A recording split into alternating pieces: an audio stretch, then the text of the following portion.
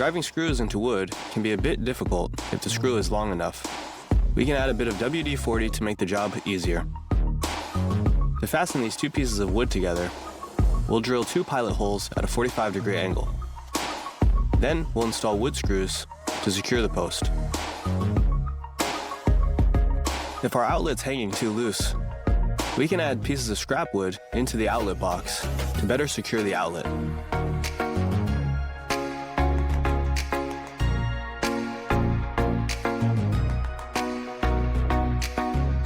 Now when we reinstall the outlet plate, it doesn't budge. We can use some steel wire to wrap around this tubing to secure it to this fitting. Wrap the wire with the screwdriver until the excess falls off. For our next DIY project, we'll be making a claw rake. We'll start by cutting some rebar. We'll cut 6 pieces, with the last one being longer than the rest. Sharpen the tips on the 5 and then weld them together at the base. Now we'll place this in the vise and bend each tine to a 90-degree angle.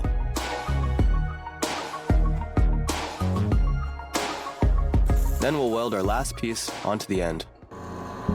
We'll use our lathe to give our rake a nice wooden handle.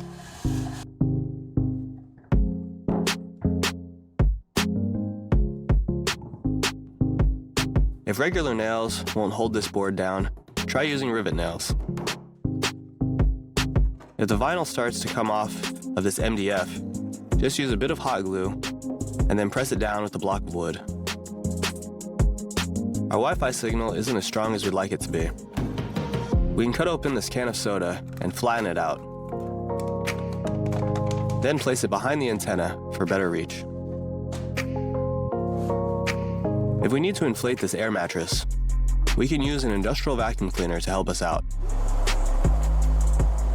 We'll install the hose on the opposite side so that it blows air. And in case the hose doesn't fit to the mattress, we can use this old adhesive tube to make an attachment. Tape the tube to the vacuum hose and then connect it to the mattress.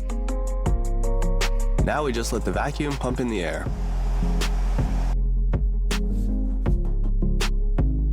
Our jigsaw has a fan that creates a bit of air. Using this plastic fitting, we can direct the air down to the front of the blade to keep the dust from getting stuck inside of the blade.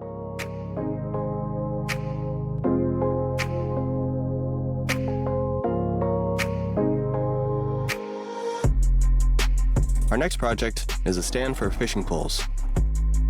We'll need a PVC pipe and some foam tubing. We'll mount the PVC pipe onto the bottom of the stand. Then we'll attach the foam tubing just above it. Now we can place our fishing poles just like so.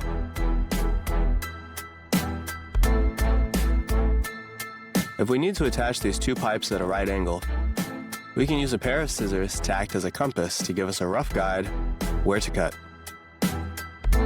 It should look something like this before, and it should look like this after the pipe's been cut. A little trick to keeping pizza a bit warmer on the drive home is just to turn on the seat warmers. You can use a binder clip in cases where you've lost the plastic cover to prevent the razor from accidentally making any cuts.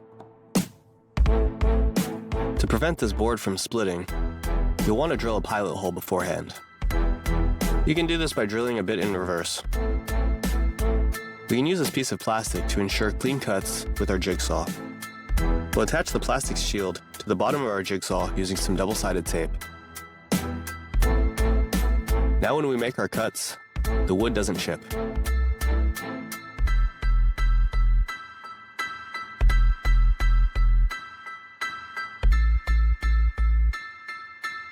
Try flipping the wrench after every turn for maximum leverage. If we want to cool down a can of soda a bit faster, we can wrap a few napkins around the can and then wet the napkins and then place it in the freezer. After about 30 minutes, our soda will be nice and cold.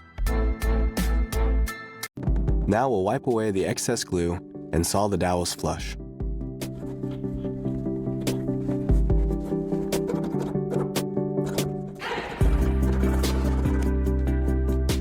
From here, we can screw in the hinge like normal.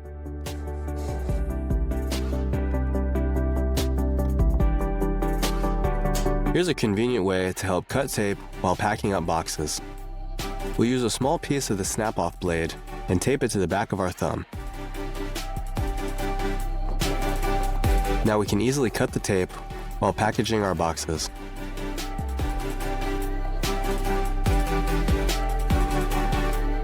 We can apply some double-sided tape to this hammer to keep these small nails in place and to prevent us from hurting our fingers.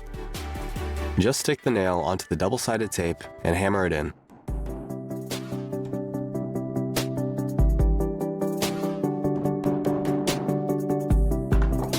Our next project will be making a DIY drill bit. We'll fasten these 5 wood screws into this vise and then shave off the heads using an angle grinder.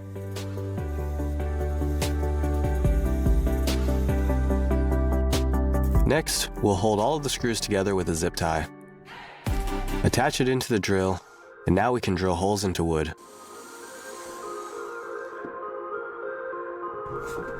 Sometimes we need to install wire clips in difficult places.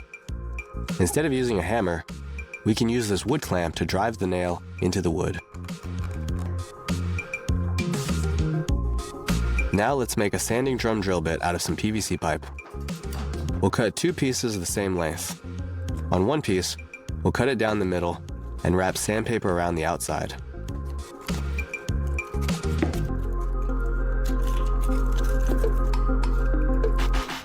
Then we'll push the other piece inside to secure the sandpaper.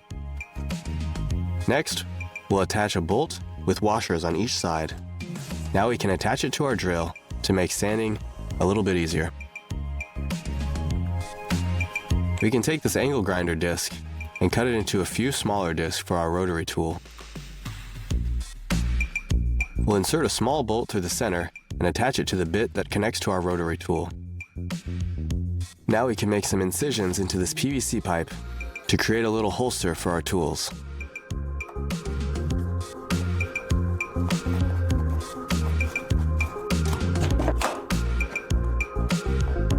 With these 2 pieces of wood, we can mark out a square notch.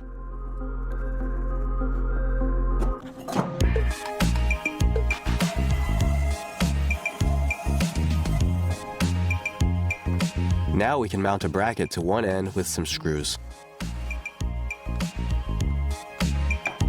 We'll then attach our handle to this piece of MDF.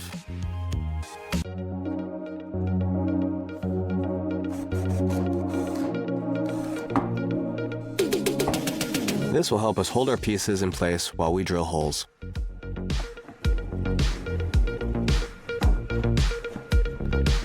We can unwind this thick wire rope by first cutting it, then attaching it to our drill. Secure the wire into a vise and drill it in the opposite direction to separate the strands. We can then shave down one side of this bolt and drill a few holes through its center.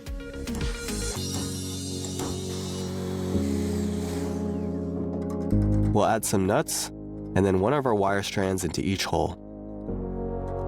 Separate the strands on each wire. And now we can use this as a drill bit to clean the inside of this pipe.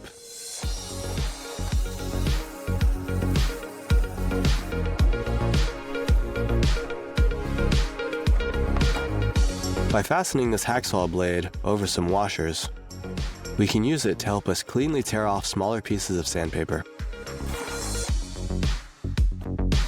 If you need to hide screws, a good way to do it is by first drilling a pilot hole and then use a spade bit to drill a larger hole.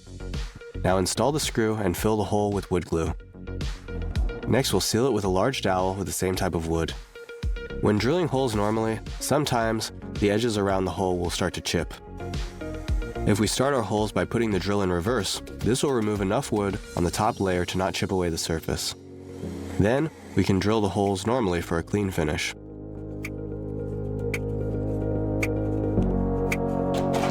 Want to add some color to these Christmas lights? We can use these straws to help. Just insert the lights into the straws and cut the straws to the appropriate length.